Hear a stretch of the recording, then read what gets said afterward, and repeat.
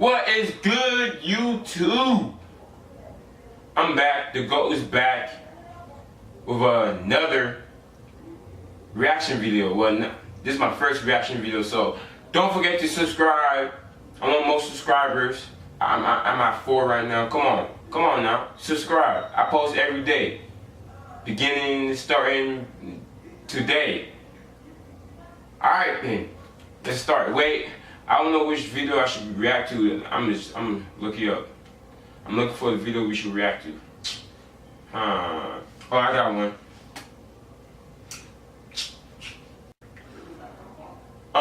Excuse the sound in background because those people watching TV.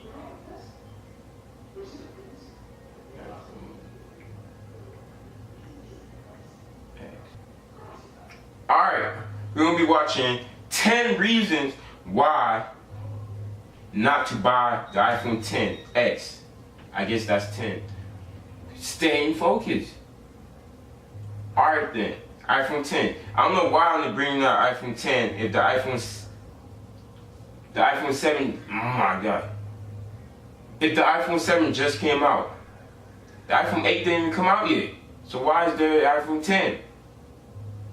Let's watch this. I'm doing this reaction in my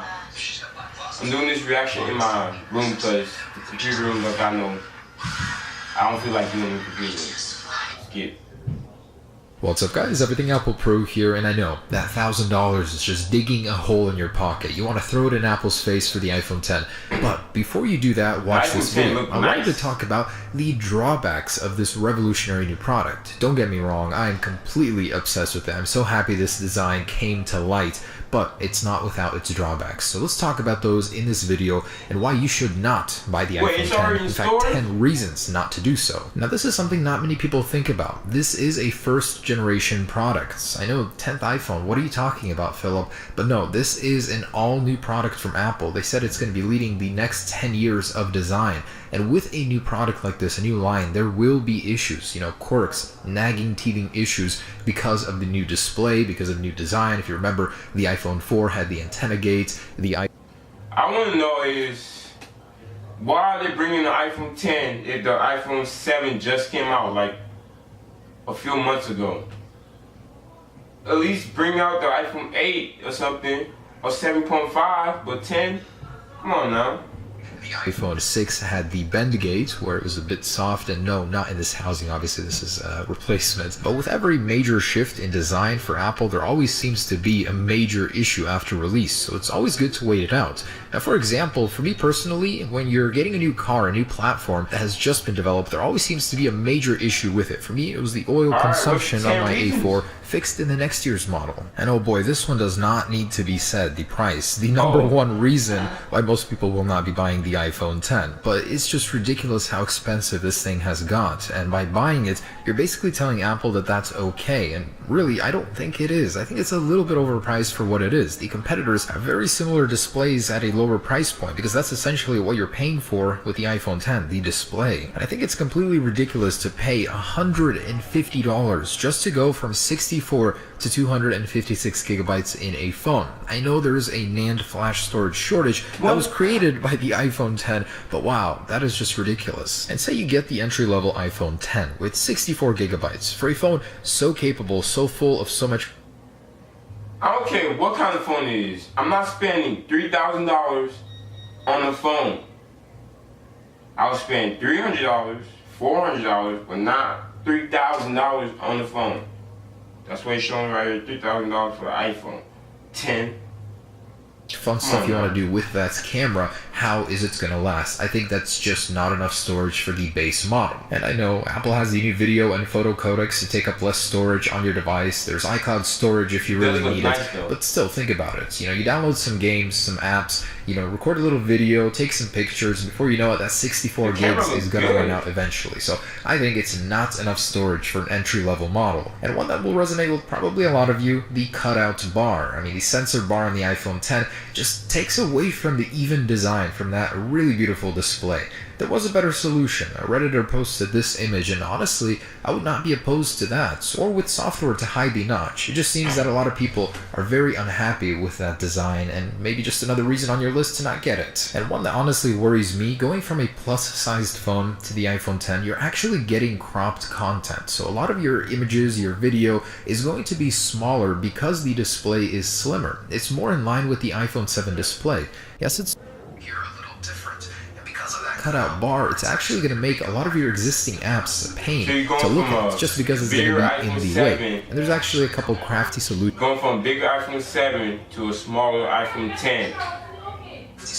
For this by some developers on Twitter, which I really liked. So Apple could do some great stuff with the software and with the notch. For example, scrolling, having this dynamic scrolling behavior. I think it's really cool. And from another developer, he solved the issue of the scrolling bar, which currently in the simulator just goes behind the notch. That's actually really neat. I would love to have that on my iPhone X. Probably not something Apple would do though. And here's one that actually worries me. People that had a chance to view the iPhone X hands-on are saying the display is not that bright.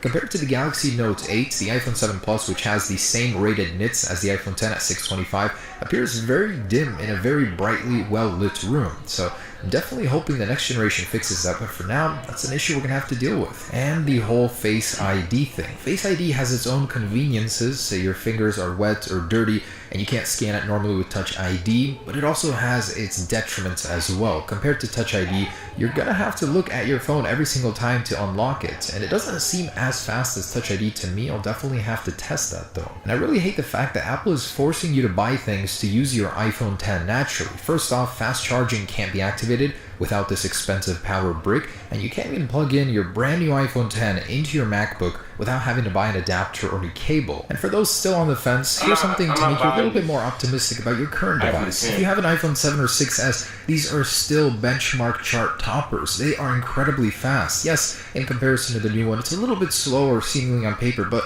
has your phone suddenly gotten slower just because the new one came out? I'd also like to point out that iOS 11 is right around the corner here. It makes your device feel different, feel new, something fresh. So if that's what you were looking for, with iOS 11 you'll actually get a new feeling on your existing phone. No need to spend $1,000 just to get that fresh new feeling again. And I'd like to summarize by saying, yes, I personally will still be getting the iPhone X, but I recognize the flaws. It is not a perfect device just because... Hold on. He's complaining about the iPhone X, but he said he's gonna get it.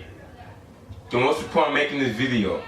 If you're gonna get it, spending $3,000 on an iPhone X, and you're telling us not to buy it? It's the most expensive and the flagship model right now.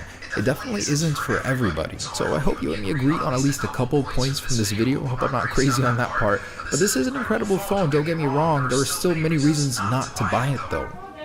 What's up guys, everything Apple? Well, there you have it.